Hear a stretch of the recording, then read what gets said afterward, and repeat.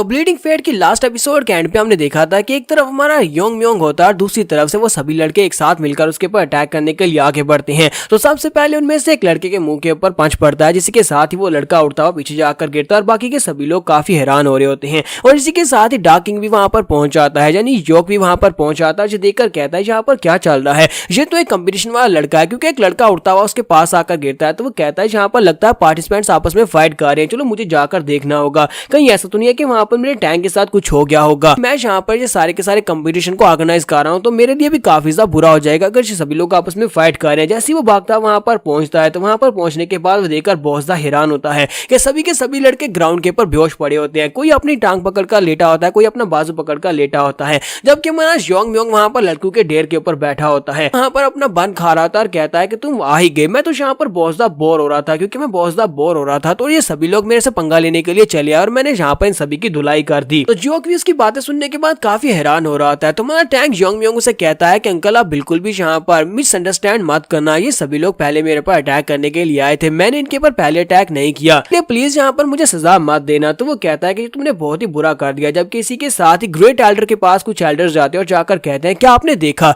यहाँ पर अभी कंपटीशन स्टार्ट भी नहीं हुआ और कंपटीशन स्टार्ट होने से पहले उस लड़के ने हमारे बहुत सारे डिसिपल्स को आउट कर दिया है। सभी वो एल्डर होते हैं जो कि ग्रैंड एल्डर के साथ मिले हुए हैं। ग्रैंड एल्डर के साथ साथ ये सभी एल्डर्स नहीं चाहते कि टैंक योंग म्योंग जो है ये इस कंपटीशन को जीतकर इनका सेक्टर लीडर बन जाए। तो वो सभी लोग ग्रेट एल्डर से कहते हैं कि अगर इस तरह का लड़का जिसने पहले यहाँ पर इतने सारे डिसिपल्स को जख्मी कर दिया और कंपटीशन से आउट कर दिया है, वो कंपटीशन को जीत गया और सेक्टर लीडर बन गया, तो फिर तो हमारे लिए बहुत ज्यादा बुरा हो जाएगा, यहाँ पर कुछ ना कुछ तो करना होगा। तो ग्रैंड एल्डर कहते हैं मेरे पास एक स्कीम है, मैं यहाँ पर रूल्स को चेंज कर देता हूँ, कंपटीशन के रूल्स को चेंज कर देता हूँ, जिससे इस लड़के को कभी पास नहीं होने दिया जाएगा। इसी के साथ ही सभी डिसिपल्स जो होते हैं वो ग्राउंड में पहुंच जाते हैं, बच्चे कुछ जितने डिसिपल्स होते हैं वो ग्राउंड में पहुंच जाते हैं और यहीं पर पता नहीं ये लड़की है या लड़का है, मुझे तो लड़की लग रही है। तो वो कहती है पता नहीं इस बार का कंपटीशन किस तरह होने वाला है। तो उसके साथ एक चश्मे वाली लड़की खड़ी होती है, वो उसे कहती है का जो कंपटीशन है हमें कॉमन माउंटेन के ऊपर 2 से 3 साल के लिए ट्रेनिंग के लिए भेजा जाएगा और उसके बाद अगले साल 1-on-1 ट्रेनिंग होगी, सॉरी 1-on-1 कॉम्बैट होगी, जिसमें जो जीतेगा वो एंड के ऊपर फाइनल में पहुंच जाएगा। तो दूसरी लड़की उसकी बात सुनने के बाद हैरान होकर उसे कहती है अब तुम कौन हो। तो वो कहती है तुमने अभी यहाँ पर सवाल पूछा तो मैंने तुम्हारे सवाल का जवाब दे दिया क्योंकि मुझे पता है। तो वो कहती है लेकिन तुम्हें इस बारे में कैसे पता चला। मुझे तो इतना पता है कि इस बार का जो कंपटीशन है उसकी जितनी भी इंफॉर्मेशन है वो सारी की सारी कॉन्फिडेंशियल है, फिर तुम्हें इस बारे में कैसे पता चला। तो वो लड़की उसे कहती है कि मेरे फादर जो है वो जनरल ऑफिस में काम करते हैं, इसी वजह से उन्हें इस इन्फॉर्मेशन के बारे में पता है कि इस कंपटीशन में क्या कुछ होने वाला है। ये इन्फॉर्मेशन बहुत ज्यादा क्रूशियल होती है, अगर हमारे पास इन्फॉर्मेशन नहीं है तो फिर हम लोग किसी भी कंपटीशन को नहीं जीत सकते, इसी वजह से मुझे सब कुछ पता है। साथ ही वो कहती है वहां पर देखो ग्रेट एल्डर उसके साथ साथ डार्क किंग नाइट यहाँ पर आ रहा है, यानी कि जोक भी वहां पर आ रहा है। तो जोक भी वहां पर आता है और उन सभी को अपने बारे में बताता है कि मैं डार्क किंग क्लैन का लीडर हूँ, मेरा नाम टैंक जोक भी है और तुम सभी लोगों का ओवरसीइंग भी मैं ही हूँ। यहाँ पर इस कंपटीशन को मैंने ही ऑर्गेनाइज किया है, यहाँ पर तुम सभी लोगों को बताऊंगा किस तरह से इस कंपटीशन को आगे बढ़ाया जाएगा और इसके रूल्स क्या होने वाले हैं। लोग उसे देखने के बाद काफी ज्यादा खुश होते हैं क्योंकि वो इस वक्त अपने डार्क किंग क्लैन का सबसे यंगेस्ट लीडर है, इसी वजह से वो सभी लोग उसे बहुत ज्यादा एडमायर करते हैं। जोक भी उन सभी लोगों से कहता है कि आप सभी लोग मेरी बात को ध्यान से सुनना, मैं तुम्हें कंपटीशन के बारे में बताने वाला हूँ। कंपटीशन पूरे 4 साल तक चलेगा, पहले 3 साल तक तुम्हें कॉमन माउंटेन के ऊपर भेजा जाएगा जहां पर तुम्हें जाकर प्रैक्टिस करनी होगी। प्रैक्टिस के अंदर थ्रोइंग स्किल शामिल होंगे, हिडन वेपन स्किल्स होंगे और साथ ही पॉइजन मेकिंग स्किल्स होंगे। तुम्हें इन सारे के सारे स्किल्स को सीखना होगा। वहां पर तुम्हें मेंटोर्स दिए जाएंगे जो कि तुम्हें ये सारे स्किल सिखाएंगे। 3 साल तक तुम्हें और कोई काम नहीं करना, सिर्फ और सिर्फ प्रैक्टिस करनी है और अपने आप को स्ट्रॉन्ग बनाना है। 3 साल तक तुम में से जो लोग वहां पर हार्ड ट्रेनिंग करेंगे और क्विट नहीं करेंगे वही जो कि स्ट्रॉन्ग बन जाएंगे, उन्हीं सभी लोगों का अगला कंपटीशन होगा, यानी कि वो सभी लोग कंपटीशन के दूसरे दौर में जा पाएंगे। वो जो चौथे साल जो कंपटीशन होने वाला है वही कंपटीशन फाइनल कंपटीशन होगा और इसी के साथ ही वो लड़की कहती है वो 1-on-1 ड्यूल होने वाली है, जबकि इसी के साथ ही जोक भी चलाकर कहता है कि नहीं वो 1-on-1 कंपटीशन नहीं होगा बल्कि वो गू पॉइजन मैच होने वाला है। जैसे वहां पर ग्रेट एल्डर ये वाली बात करते हैं तो वो सभी लोग बहुत ज्यादा हैरान हो जाते हैं, सभी लोगों के तो रंग ही उड़ जाते हैं। सभी डिसिपल्स कहते हैं ऐसा नहीं हो सकता, क्या हमने यहाँ पर सही सुना है, क्या इन लोगों ने यहाँ पर गू पॉइजन मैच कहा है। यहीं पर हमें गू पॉइजन मैच के बारे में बताया जाता है कि क्या होता है। गू पॉइजन एक तरीका होता है जिससे पॉइजन को निकाला जाता है। बहुत सारे कीड़ों को एक मटके के अंदर डाल दिया जाता है, ऐसे कीड़े जो जहरीले होते हैं और उनमें से जो सबसे ज्यादा जहरीला कीड़ा होगा वो एंड के ऊपर जिंदा बचता है क्योंकि उसका जहर सब जहरों का सबसे ज्यादा स्ट्रॉन्गेस्ट होता है। गू पॉइजन मैच का मतलब यह है कि एंड के ऊपर आखिरी साल जितने डिसिपल्स बचेंगे सभी को एक अरीना में डाल दिया जाएगा जहां पर वो आपस में फाइट करेंगे और उनमें से जो एंड के ऊपर जिंदा बचेगा वही डिसिपल जो होगा वो इस कंपटीशन को जीत पाएगा। ग्रेट एल्डर उन सभी लोगों से कहते हैं कि ओरिजिनली हमारा प्लान तो यहाँ पर यही था, हम लोग यहाँ पर 1-on-1 ड्यूल ही करवाने वाले थे, लेकिन अब जबकि कंपटीशन स्टार्ट होने से पहले बहुत सारे सारे डिसाइपल्स जो है वो आउट हो चुके हैं कंपटीशन से। इसी वजह से हमें यहाँ पर रूल्स को चेंज करना पड़ा, क्योंकि हमें इस बात का डर था अगर हम लोग यहाँ पर 1-on-1 ड्यूल का मैच रखते तो उसके बाद इस कंपटीशन के अगले 3 साल तक और बहुत सारे डिसाइपल्स इस मैच से आउट हो जाते। जैसे सभी लोगों को यहाँ पर उनकी फुल पावर्स शो करवाने के लिए हमने ये वाला फॉर्मेट बनाया है और तुम सभी लोगों को अब इसी कंपटीशन तरीके के मुताबिक आगे बढ़ना होगा। जबकि वो सभी डिसाइपल्स ये बात सुनने के बाद हमारे टैंक योंग म्योंग की तरफ देख रहे होते हैं और उसके ऊपर बहुत ज्यादा गुस्सा आ रहे होते हैं, क्योंकि ये सब कुछ उसी की वजह से हुआ है। उसने यहाँ पर डिसाइपल्स को मैच स्टार्ट होने से पहले ही आउट कर दिया, जिसकी वजह से अब एल्डर्स ने यहाँ पर रूल को चेंज कर दिया। तो ग्रेट एल्डर उन सभी लोगों से कहता है कि ये कंपटीशन जो है, ये कंपटीशन हमारे टैंक फैमिली के फ्यूचर को बताता है। हमारी टैंक फैमिली का फ्यूचर इसी के ऊपर डिपेंड करता है। तुम में से जो भी यहाँ पर फाइट करके एंड के ऊपर बचेगा वही हमारे क्लैन का लीडर बनेगा और हमारे क्लैन को लीड करेगा। और ये कोई बच्चों का खेल नहीं है, तुम सभी लोग इसे बच्चों का खेल समझना भी मत। तुम्हें यहाँ पर अपनी लिमिट्स को चैलेंज करना होगा। फाइट करो, सर्वाइव करो और कंकर करो, यही तुम्हारा मिशन होना चाहिए। तुम में से जो भी जीतेगा उसे यहाँ पर सब कुछ मिलेगा। सिचुआन टैंक फैमिली का सब कुछ उसका हो जाएगा, वो पूरी की पूरी फैमिली के ऊपर राज करेगा। और यहीं पर हमें इस फैमिली के कुछ स्पेशल डिसाइपल्स के बारे में बताया जाता है, जो कि यहाँ पर काफी ज्यादा प्रोमिनेंट स्टूडेंट्स हैं, जिनमें से सबसे पहले टैंक जोंगिल होता है, टैंक मूनचान होता है,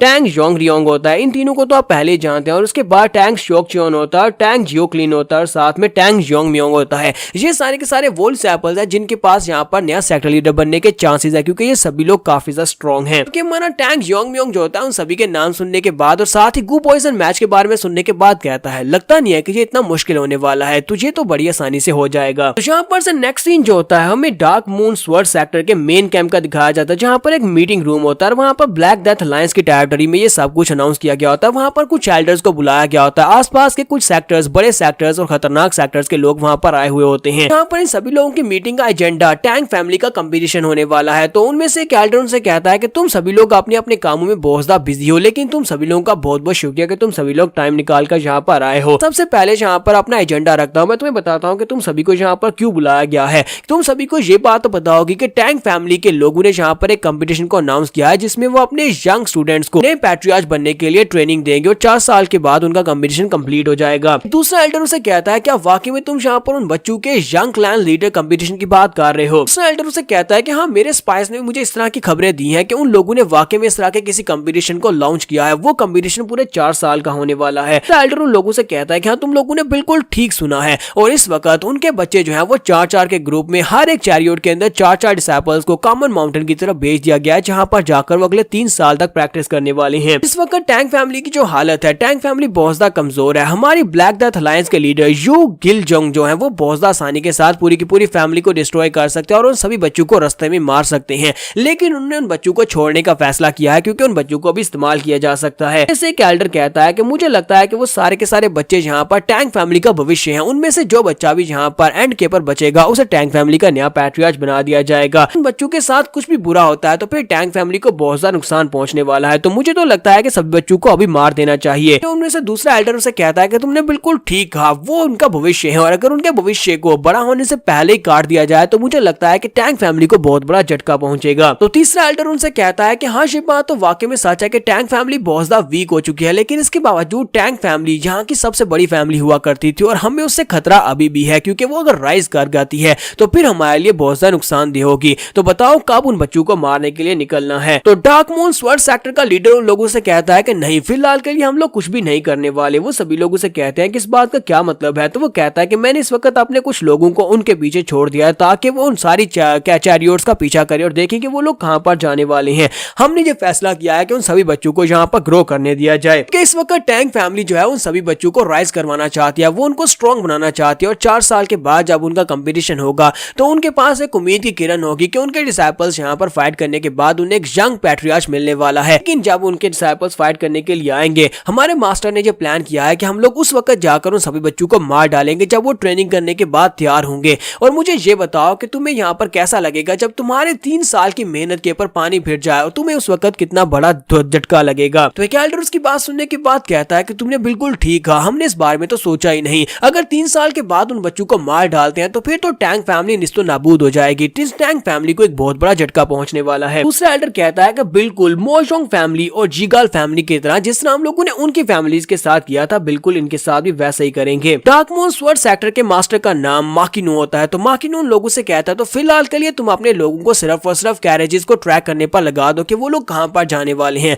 हमें बस उनकी लोकेशन के बारे में पता होना चाहिए। 4 साल के बाद जब वो ट्रेनिंग कंप्लीट करके बाहर निकलेंगे और कंपटीशन के लिए तैयार होंगे तो उस वक्त हम उन बच्चों को मार डालेंगे। उनमें से कैल्डर कहता है कि तुम्हारे कहने से पहले मैंने यहाँ पर ट्रैकिंग का काम शुरू कर दिया है। मैंने कुछ लोगों को उनके पीछे लगाया हुआ है। ना सिर्फ इतना बल्कि मैंने यहाँ पर उन लोगों के बीच में अपना एक बीज भी बो दिया है। बीज बोने का मतलब यह है कि आपने एक स्पाई को उन बच्चों के बीच में छोड़ दिया है जो कि हमें अंदर की इंफॉर्मेशन देगा। यहाँ पर हम लोग अपनी एपिसोड 04 का एंड करेंगे और नेक्स्ट एपिसोड में देखेंगे कि हमारा टैंक योंग म्योंग जो है वो 3 साल तक माउंटेन के ऊपर कौन सी प्रैक्टिस करने वाला है और उसके लिए और कौन सी मुश्किलात उसका वेट कर रही हैं। तो एपिसोड की एक्सप्लेनेशन अच्छी लगी हो तो कमेंट करके जरूर बताइएगा। चैनल को सब्सक्राइब कर दें, वीडियो को लाइक और शेयर कर दें। शुक्रिया।